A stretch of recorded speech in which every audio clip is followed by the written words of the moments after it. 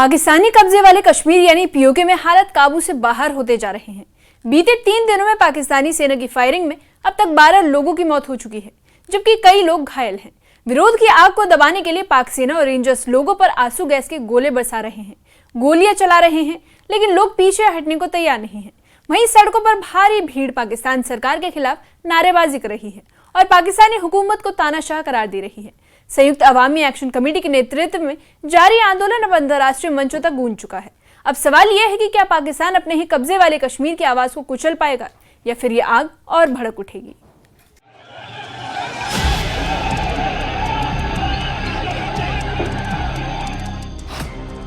पाकिस्तान अधिकृत कश्मीर में 29 सितंबर से शुरू हुए विरोध प्रदर्शन अब तीसरे दिन में दाखिल हो चुका है।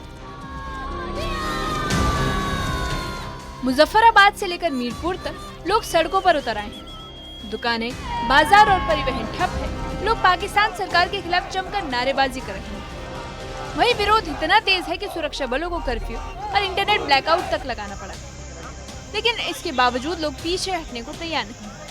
3 दिनों की झड़पों में हालात बेकाबू हो चुके हैं। पाकिस्तानी सेना और रेंजर्स की फायरिंग में 12 लोगों की मौत हो चुकी है, जबकि कई लोग घायल हैं। सोशल मीडिया पर वायरल वीडियो में कई घायल पाकिस्तानी रेंजर्स भी कराहते हुए नजर आए।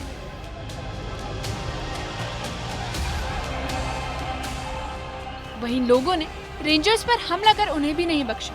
पुलिस स्टेशन और सरकारी संपत्तियों पर भी पथराव हुआ। ये विरोध सिर्फ हिंसा तक नहीं, बल्कि पीओके की जनता के गुस्से की आवाज बन गई है। महंगाई, बिजली संकट, बेरोजगारी और सब्सिडी की कमी ने लोगों का जीना मुश्किल कर दिया है, जिसके बाद लोगों का कहना है कि पाकिस्तान सरकार ने वादे किए लेकिन उन्हें पूरा नहीं किया है।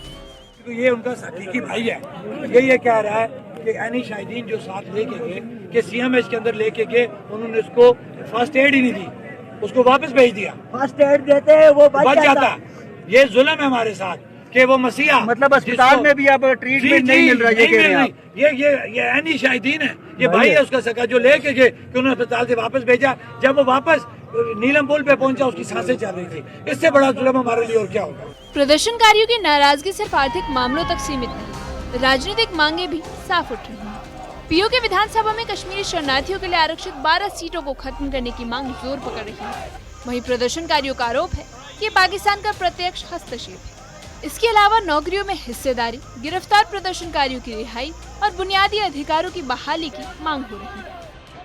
मेरा मुतालबा है पूरी दुनिया से कि पाकिस्तान को इस जुल्म और जबर से रोके। हमारे कश्मीर के अंदर पाकिस्तान की सिक्योरिटी फोर्सेस जो हैं वो कत्लेआम कर रही हैं।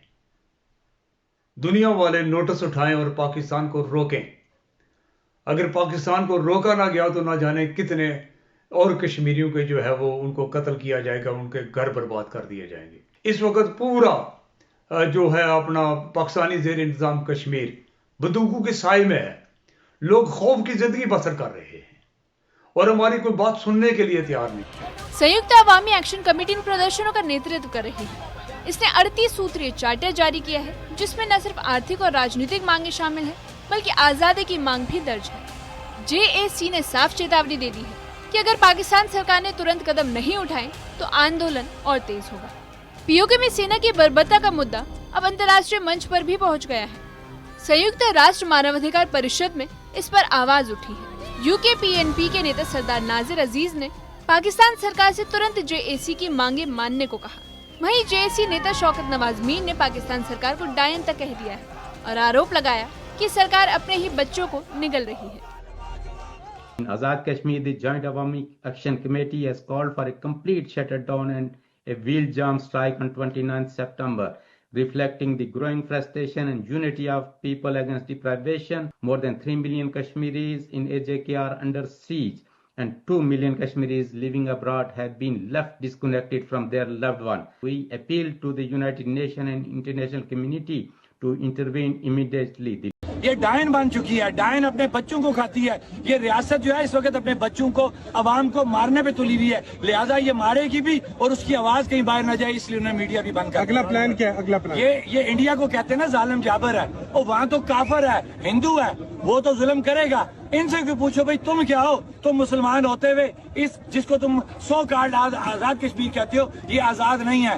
ये तुमने इसको पाबंद करके रखा हुआ है, लोगों की तमाम आवाजों को बंद करके रखा है और तुम ढोंग रचा रहे हो जनाब। ये खित्ता हमने आजाद करके रखा है।